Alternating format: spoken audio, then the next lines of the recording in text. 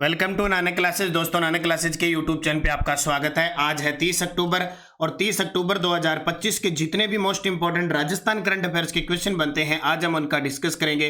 पूरा वीडियो ध्यान से देखना और लास्ट में मैं आपसे क्वेश्चन पूछूंगा जिनके जवाब आपको कमेंट बॉक्स में देने हैं। आज हम पढ़ेंगे तकनीकी विश्वविद्यालय में स्टूडेंट इक्विटी सेंटर स्थापित, सड़क दुर्घटना के लिए EDAR पोर्टल और मिड डे मील में श्री कृष्ण भोग योजना। पूरी चर्चा इस वीडियो के माध्यम से करेंगे। डेली आपको इस समय क्लास मिलती है, संडे के दिन वीकली और फिर मंथली क्लास मिल जाती है। तो करें स्टार्ट आज की क्लास। सबसे पहले 29 अक्टूबर को हमने क्या पढ़ा था? हमने पढ़ा था कि राजस्थान की पहली उच्च गुणवत्ता वाली ड्रग टेस्टिंग लेबोरेटरी है वो डॉक्टर सर्वपल्ली राधाकृष्णन राजस्थान आयुर्वेद विश्वविद्यालय जोधपुर में स्थापित होगी।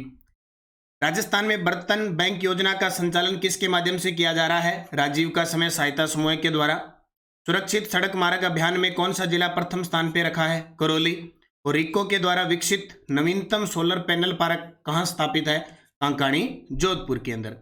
फिर हमने पढ़ा कि TS फाउंडेशन के द्वारा दो जो अलग अलग कछुए हैं उनकी प्रजाति जो दुर्लभ है वो संरक्षित होगी। तो राष्ट्रीय चंबल अभयारण्य धौलपुर। मैं आप सभी साथियों को बता देता हूँ ये राष्ट्रीय चंबल अभयारण्य कोटा जो क्षेत्र है, 12 क्षेत्र है, धौलपुर, करौली वगैरह इन सवाई माधोपुर सब क्षेत्र में फैला हुआ है। लेकिन जो धौलपुर का इलाका है, राष्ट्रीय चंबल अभयारण्य धौलपुर का इलाका है, वहाँ पे ये 3 स्ट्राइप्ड रूफ्ड टर्टल और रेड क्राउन रूफ्ड टर्टल संरक्षण पहल शुरू की गई है। उदयपुर का मेनार वेटलैंड कॉम्प्लेक्स में कौन कौन से प्रमुख तालाब शामिल है? तो धंड तालाब, ब्रह्म तालाब और खेरोदा तालाब। तो इन सबको याद रखना है अच्छे तरीके से। और पूरी क्लास के बाद आज रिवीजन हो जाता है और इसका टेस्ट आपको नानक क्लासेज ऐप के अंदर 3-in-1 टेस्ट सीरीज चल रही है, डेली, वीकली, मंथली टेस्ट। उसमें आपको ये टेस्ट रोज प्राप्त हो जाता है। अब करें स्टार्ट आज की क्लास। पहला प्रश्न, अक्टूबर 2025 तक राजस्थान सौर ऊर्जा के क्षेत्र में कितनी मेगावाट सौर विद्युत क्षमता के स्थान पर प्रथम स्थान पे आ गया? Very very important. जब बात आए सौर ऊर्जा की तो सौर ऊर्जा के क्षेत्र में राजस्थान पूरे भारत में टॉप पे है और अभी इसकी विद्युत क्षमता हो चुकी है 34,555 मेगावाट। कितनी? 34,555 मेगावाट हो चुकी है। सौर सूर्य से प्राप्त जो किरणें हैं वहां हमें मिल रहा है। और ये जो क्षेत्र है बीकानेर, जैसलमेर, जोधपुर, फलोदी, इन क्षेत्र में सौर ऊर्जा के खूब सारे प्लांट स्थापित हो रहे हैं। और राजस्थान के अंदर अक्षय ऊर्जा नीति भी आई हुई है। अक्षय ऊर्जा नीति 2024, उसके तहत चाहे पवन ऊर्जा हो, हाइब्रिड ऊर्जा, पन बिजली हो, सौर ऊर्जा, सबके लिए 1,25,000 मेगावाट क्षमता की सौर ऊर्जा स्थापित करने का टारगेट 2030 तक लिया गया है। राजस्थान 34,555 मेगावाट की स्थापित क्षमता के साथ सौर ऊर्जा के क्षेत्र में ताजा अक्टूबर 2025 तक की अपडेट के साथ प्रथम स्थान पे है।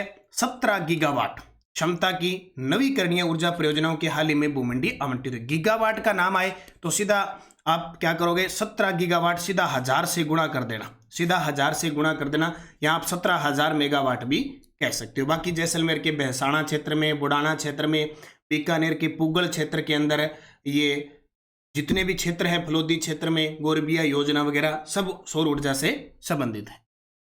सोसाइटी ऑफ पेट्रोलियम जियोफिजिसिस्ट्स का 3 दिवसीय अंतर्राष्ट्रीय सम्मेलन कहाँ आयोजित हुआ? वेरी वेरी इंपॉर्टेंट है। इस प्रकार के क्वेश्चन जब अंतर्राष्ट्रीय स्तर का कोई सम्मेलन हमारे राजस्थान के अंदर होता है तो वो इंपॉर्टेंट होता है। SPG इंडिया का 3 दिवसीय अंतर्राष्ट्रीय सम्मेलन है वो जयपुर एग्जीबिशन के अंदर हुआ। ये तस्वीर आप देख सकते हो 2025 जयपुर के अंदर society of petroleum geophysicists SPG India का अंतर्राष्ट्रीय सम्मेलन। तो जयपुर यानी कहां पे? JECC Jaipur exhibition and convention centre में 3 दिवसीय SPG इंडिया 2025 का आयोजन किया गया। यानी संडे, मंडे और ट्यूसडे 3 दिन हुआ।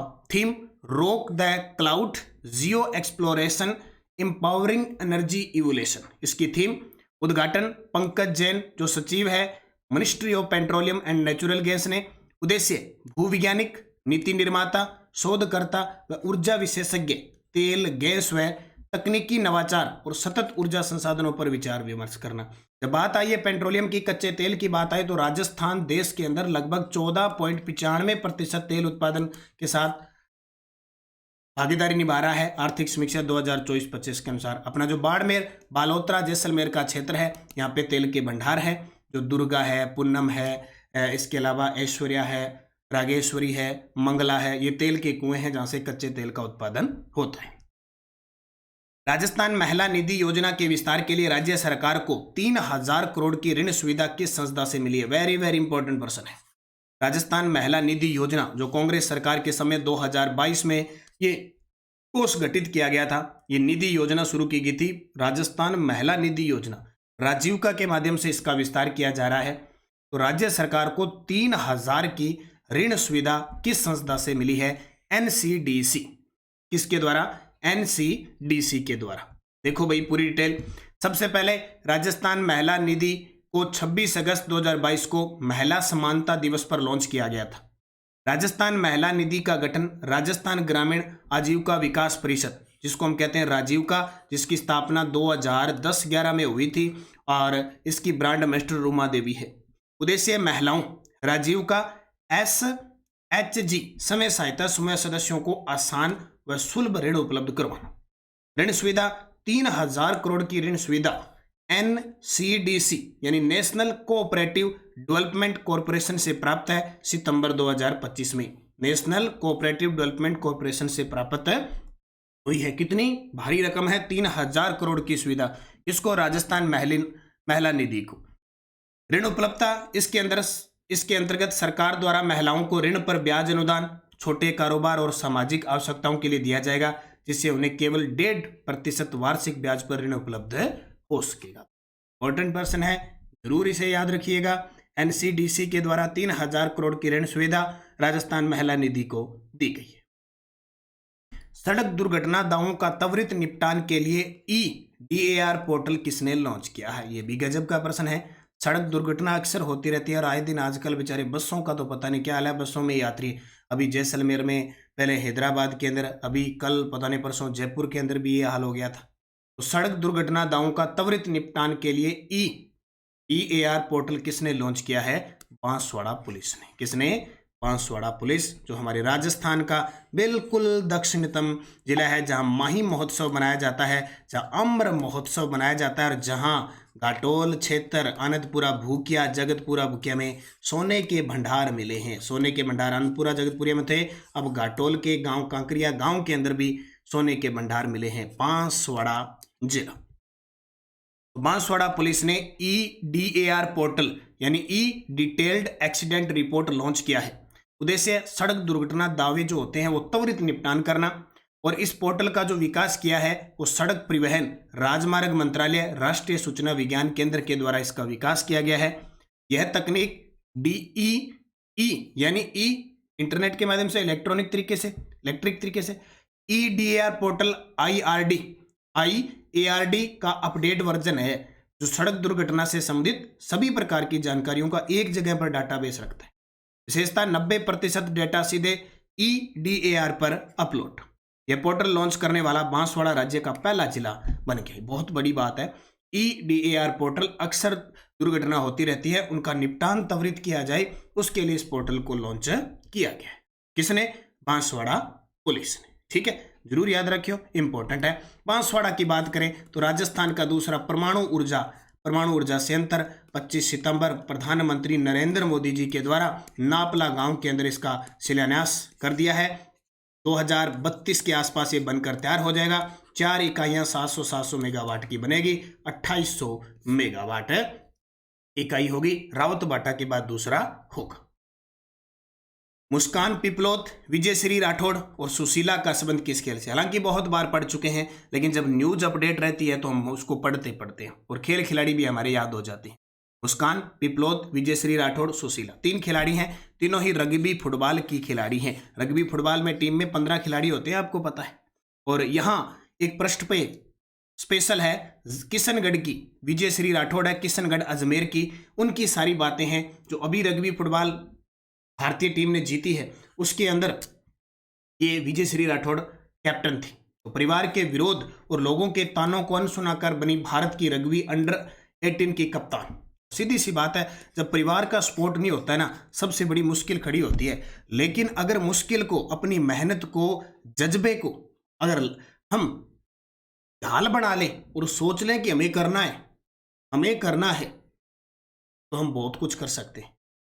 बहुत बार हमारे गांव में इंटरनेट की सुविधा नहीं होती है, हमारे पास किताबें पढ़ने के लिए नहीं होती है, सुविधा नहीं होती है, लेकिन ये देख लो, सफल वही हुआ है जिसको सुविधा नहीं मिली है। उसने ठान लिया कि मुझे कुछ मिले न मिले, मुझे सफल होना है, भर्ती आए ना आए। अब मैंने देखा है लगभग विद्यार्थी, 70% विद्यार्थी बस इसी दिमाग में होते हैं, गुरुजी भर्ती नहीं आई, गुरुजी पद कम आ गए, गुरुजी मैं क्या करूं, ये करूं, रोते रहते हैं लगभग।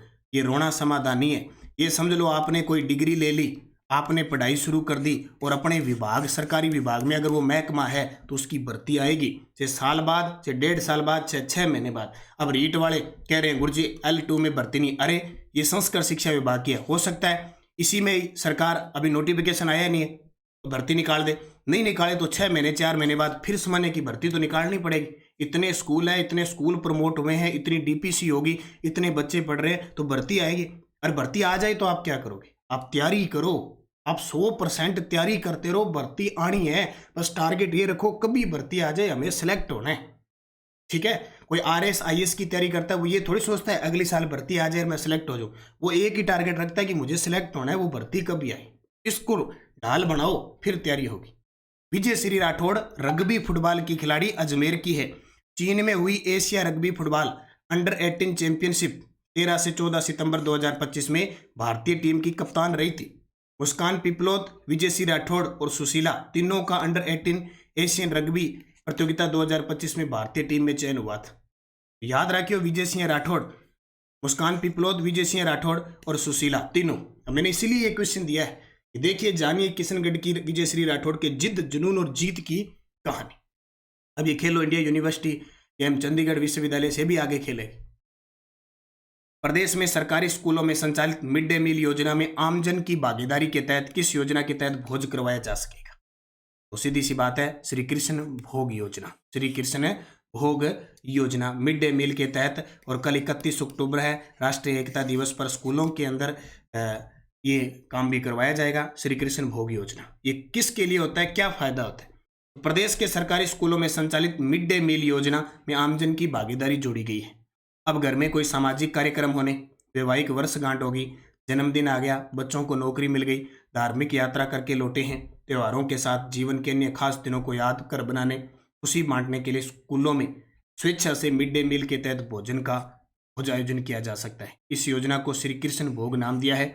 योजना के तहत स्कूलों में प्राथमिक कक्षाओं से लेकर 8वीं तक के बच्चों के साथ खुशी बांटी जा सकती है।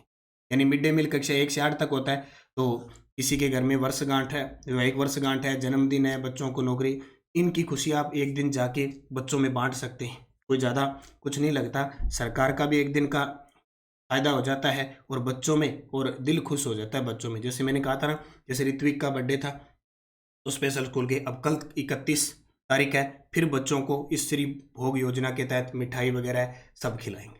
तो इससे क्या है, बच्चों का मनोबल बढ़ता है, हमें खुशी मिलती है और सरकार को भी एक दिन का फायदा हो जाता है। ठीक है, ओके। शिव की डोज क्या कहती है? दौसा के बॉडी बिल्डर दीपक कुमार सोनी ने Sheru classic NPC Rajasthan national body building प्रतियोगिता में स्वर्ण पदक जीता। राजस्थान तकनीकी विश्वविद्यालय में स्टूडेंट एक्टिविटी सेंटर का लोकार्पण राज्यपाल ने किया।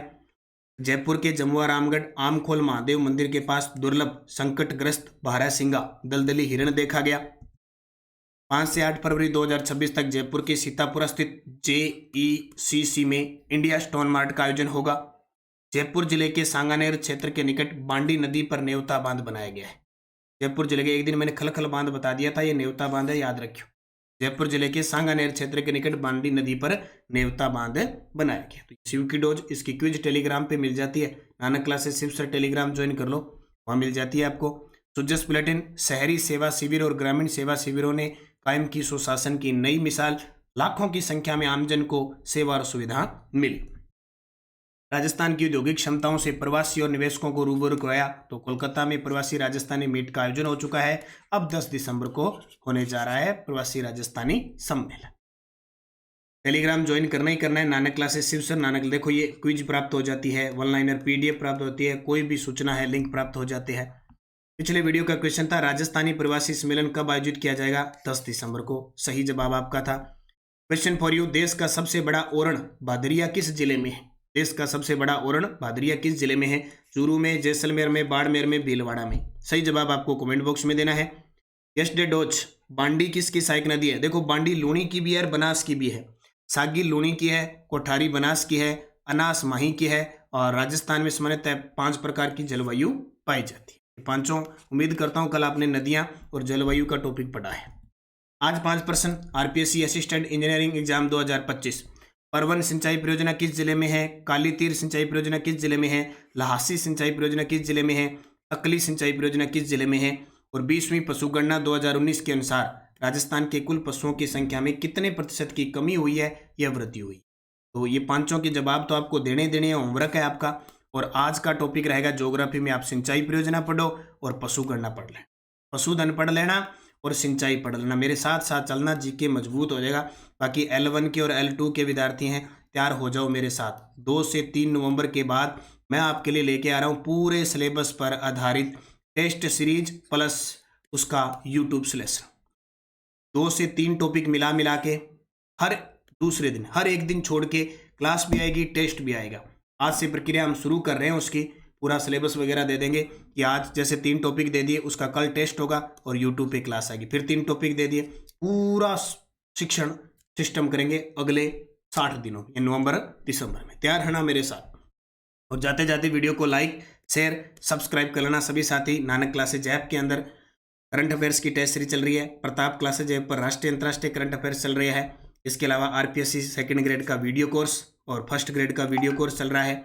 शिक्षा मनोविज्ञान की पर्सन बैंक बाजार में उपलब्ध है। आप सभी साथी पर्सन बैंक जरूर लेके आए, ठीक है। बड़ा गजब का अभ्यास होगा, 10% आपके अच्छे तरीके से कवर होंगे। त्रैमासिक जुलाई अगस्त सितंबर की उपलब्ध है और थर्ड ग्रेड के लिए स्पेशल 3 से 5 दिसंबर के बीच आपको बुक आ जाएगी, स्पेशल थर्ड ग्रेड की करंट की। और बाकी टेस्ट सीरीज है। स्कूल व्याख्याता की फर्स्ट पेपर की टेस्ट सीरीज शुरू हो चुकी है। L1 के मॉडल पेपर उपलब्ध है अभी। जो भी साथी हैं L1 के मॉडल पेपर लेके जरूर तैयारी करें। कॉलेज व्याख्याता की टेस्ट सीरीज वीडियो कोर्स है, सेकंड ग्रेड, फर्स्ट ग्रेड सबकी टेस्ट सीरीज है। नानक क्लासेज ऐप ज्वाइन करके खूब तैयारी करो, मेहनत करो और जज्बा रखो और विषम परिस्थितियों में जाके तैयारी करो, निश्चित आप सफल होंगे। धन्यवाद। जय हिंद, जय भारत, जय राजस्थान।